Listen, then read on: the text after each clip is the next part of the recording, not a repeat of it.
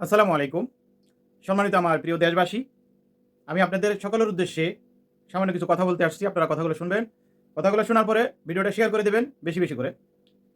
তো আমাদের প্রিয় দেশনেত্রী বেগম খালেদা জিয়া দেশের দল মত নির্বিশেষে সবার জন্য উনি একজন আপসীর নেত্রী, সবার প্রিয় নেত্রী।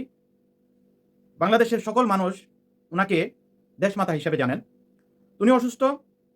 গত রাত থেকে আজকে ২ দিন সকলের মনে উৎকণ্ঠা সৃষ্টি হয়েছে যেন কেন এবার কেয়ার হসপিটালে নিরাপত্তা জোরদার করা হয়েছে।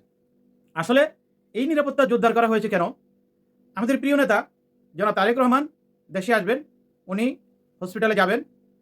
এই জন্য দেশের মানুষের যে ভিড় থামাতে পারবে না, অথবা মানুষ আসবে বেশি, অথবা অনেক ঝামেলা হবে, তার জন্য নিরাপত্তা জোরদার করা হয়েছে।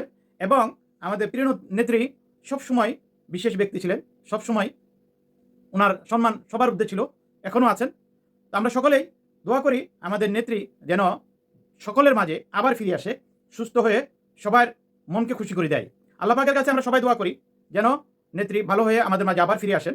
তো সবার মনের যে উৎকণ্ঠাটা ছিল ওইটা থেকে আমি কিছু কথা বলার জন্য আপনাদের সামনে আসছি।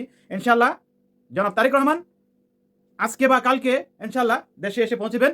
তো সবাই দোয়া করবেন যেন সুন্দরভাবে কোনো সমস্যা না হয়। আমাদের প্রিয় নেতা সপরিবারেই দেশে রওনা দিয়েছেন, ইনশাআল্লাহ সবার মাঝে আসবেন। আল্লাহ হাফেজ। ভিডিওটা শেয়ার করে দেবেন।